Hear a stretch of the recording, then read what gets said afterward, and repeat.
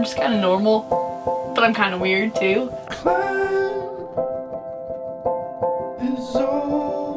What's up? I'm Kate and I'm a RONIX girl. When I was 16, I started having crazy bad headaches, and then they found out I had a brain condition, so I had brain surgery and I almost died. I was bedridden for like 2 weeks, and then after that all my problems were supposed to go away, but it actually kind of was the reverse effect.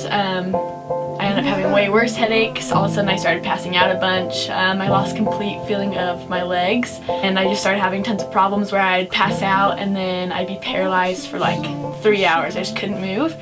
And I saw probably over 20 different neurologists just back to back, everyone telling me I was crazy, that there was nothing wrong. And then I finally met my doctor, who I have now, and he diagnosed me with a handful of different chronic illnesses, from dysautonomia, and I have POTS, Ehlers-Danlos syndrome, Chiari malformation, cervical cranial instability, and 2 different stomach diseases.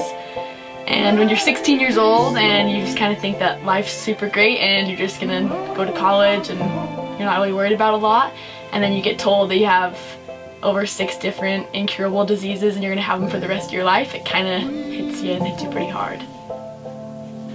So I started wakeboarding before I was even sick. I just kind of grew up going to Lake Powell and I fell in love with wakeboarding, and the day that my doctor diagnosed me with everything, he said, look, like, you have a choice to make here. You can let this define you, or you can keep on living your life.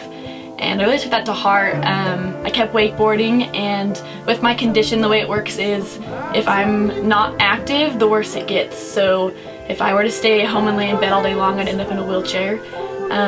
But the reverse effect is going out and being as active as I am, there's also a lot of concerns there.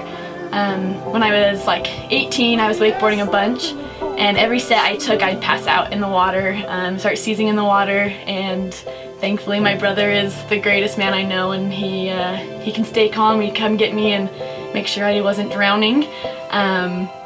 And it was super scary. I think a lot of times people didn't understand why I was still wakeboarding, but honestly the biggest thing for me is like, that's the thing I love. That's the thing that gets me through my bad days, is just thinking about wakeboarding and how I can always progress and work harder to become better at it.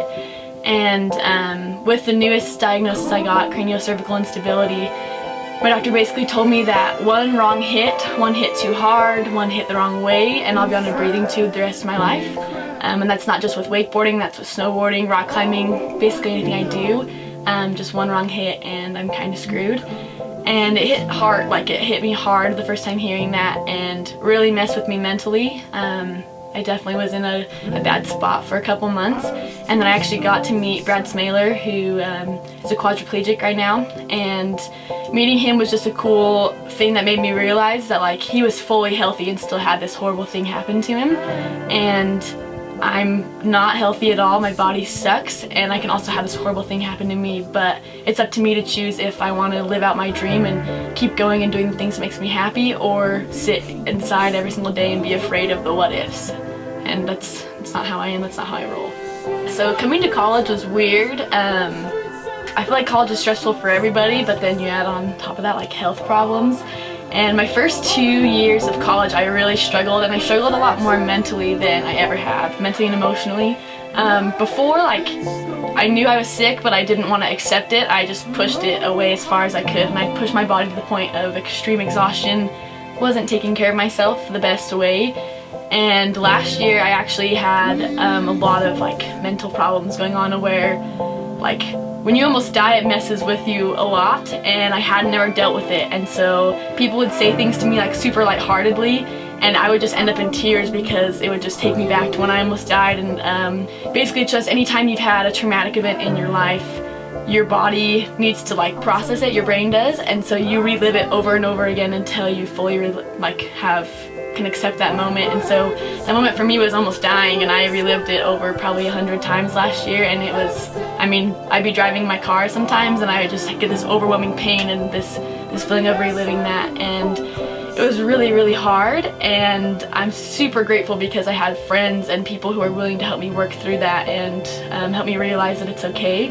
And this year's been a really good year for me because I finally learned to accept my illness. Like, with that, like, not letting it define me still, like my doctor said, I don't let anything define me, but I've accepted that like I am sick and I'm not gonna get better. I'm kind of sick for life, but I can still do the things I love. I'm still able to go to college, and I'm still able to get up and go rock climbing and go snowboarding and go wakeboarding and do all these big things.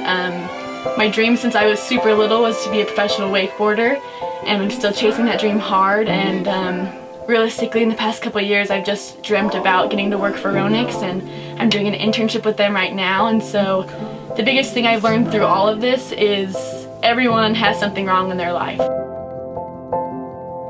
Whether that's, you know, they're sick like me or whatever it is, and you can choose to focus on that bad thing and let it like take over your whole entire life, or you can choose to see the good and to see the joy and go for those things that you want and go for the things that get you out of bed in the morning. And those things for me are forever going to be wakeboarding and art and anything that brings a smile to my face. And I'm so grateful for those things and the people in that industry, because they've taught me to fight against my body every single day.